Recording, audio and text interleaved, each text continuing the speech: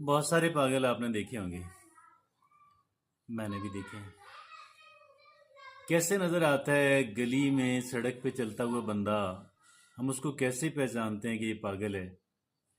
ہمیں اس طرح نظر آتا ہے کہ وہ ہر کام میں انٹرفیئر کرتا ہے۔ بے شمار ایسی باتیں کہ جس پہ اس کو بات کرنے کی کوئی ضرورت نہیں بات کر رہا ہوتا ہے، جن کاموں میں اس کو مداخلت کرنے کی ضرورت نہیں ان میں مداخلت کر رہا ہوتا ہے، اور اپنے کام بھولا ہوا ہوتا ہے، اپنے کام بھولا ہوا ہوتا ہے۔ تو ہم سمجھ آتے ہیں کہ یہ بندہ پاگل ہے۔ اگر وائلنٹ نہ بھی ہو تو ہم سمجھ جاتے ہیں، ان عادات کی وجہ سے ہم جان جاتے ہیں کہ یہ بندہ پاگل ہے۔ اب یہ تو ہو گئی پاگل کی کیٹیگری۔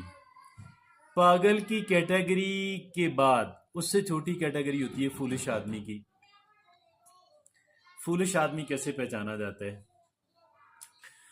ایسی باتیں کہ جن کو اوائڈ کیا جا سکتا ہے ان کو اوائڈ نہیں کرتا، ایسی باتیں جن پہ تبصرہ کرنے کی کوئی ضرورت نہیں ہوتی، ایسے سوالات جن کے جواب دینے کی کوئی ضرورت نہیں ہوتی، ایسے کام کہ جن کو کرنے کی کوئی ضرورت نہیں ہوتی وہ کر رہا ہوتا ہے۔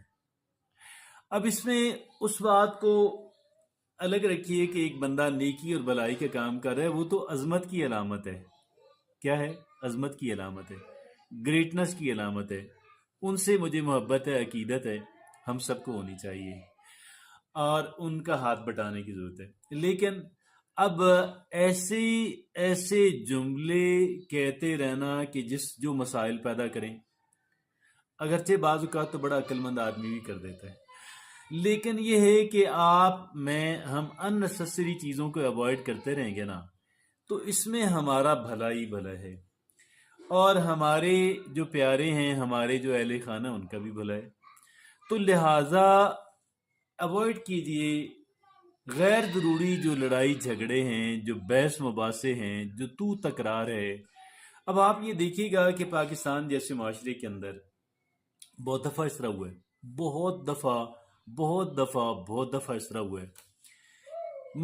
ذرا سی بات تھی، دونوں فریقین نے اس کو اپنی انا کا مسئلہ بنا لیا۔ کیا کر لیا؟ انا کا مسئلہ بنا لیا، ایگو کا مسئلہ بنا لیا۔ بحث مباحثہ شروع ہوا، تلخ کلامی میں بدل گیا، تلخ کلامی جو ہے وہ لڑائی جھگڑے میں بدل گئی، اور لڑائی جھگڑا جو ہے وہ اتنا بڑا کہ اس پہ ایسی صورتحال پیدا ہو گئی کہ زندگیاں تباہ ہو گئیں، یا زندگیاں بہت بری طریقے سے متاثر ہوئیں۔